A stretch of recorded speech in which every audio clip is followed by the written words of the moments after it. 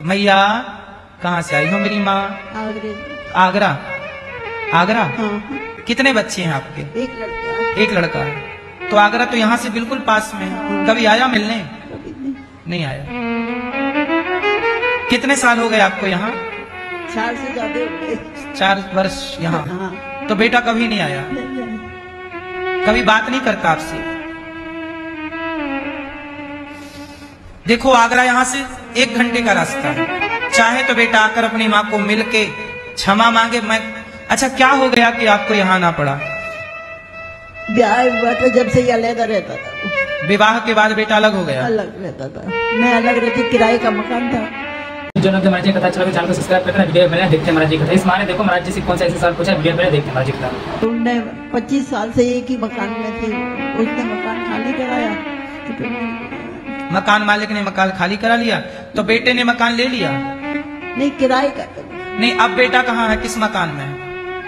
वो तो पहले से ही अलग रहता था। अच्छा बेटा अलग रहता, तो बेटा आपको अपने साथ नहीं रखता था? नहीं नहीं। तो बेटे का अपना खुद का मकान है? अभी बना है। अभी बेटे ने बना लिया? हाँ। मकान बना लिया पर आपको नहीं रखा उस मकान में? अभी मैं खाली कराया था तो वहीं गई थी सामान लेकर यहाँ। वो बोलता नहीं था, रोज की लड़ाई किससे, तो फिर मैं यहाँ। कौन लड़ता था आपसे? बोलती नहीं थी बहू? हाँ, बहू बोल यही, बच्चे बोलते नहीं। लड़का बोला ऊपर ही रहा करो, तुम खाना वहीं पहुंच जाया करेगा। फिर आ गई, कोई न कथा सुनने को न कुछ, ऊपर ही कर ली। अभी यहाँ पे आप निकलने कथा कहो कितने दिन कोई भी नहीं।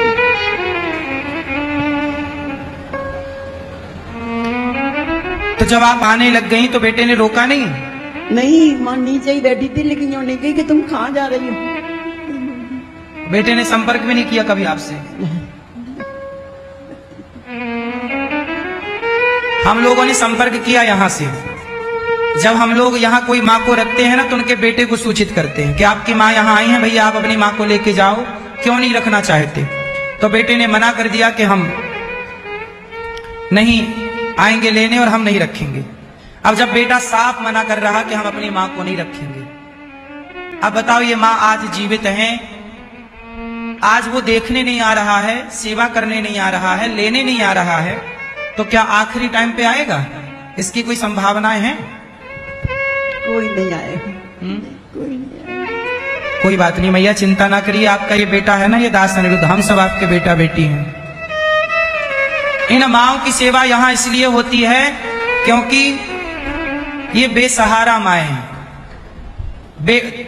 बेटा नहीं रखता तो कौन रखेगा? परिवार में कहां जाएं, कहां जाएं, किसके पास जाएं?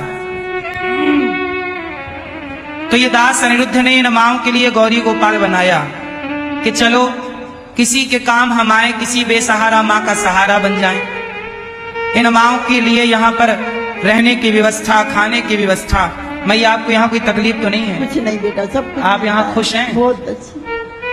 खाने को भोजन समय से आता है? सब कुछ मिलता है, दवाई से, दूध से, फल से, सब कुछ मिलता है। कोई आपके रहने के हमने पैसे तो नहीं लिए? नहीं बेटा, कुछ नहीं। कपड़ा लत्ता सब कुछ, सबका ध्यान रखते हैं। इतना ध्यान कोई बेटा नहीं रखेगा। इन माओं का यहाँ पूरा पूरा ख्याल रखा जाता है। क्यों रखा जाता है जानते हैं? क्योंकि आप सब लोग सहयोग करते हैं। आप इन माओं को भोजन देते हैं कि आज हमारी तरफ से माओं को भोजन।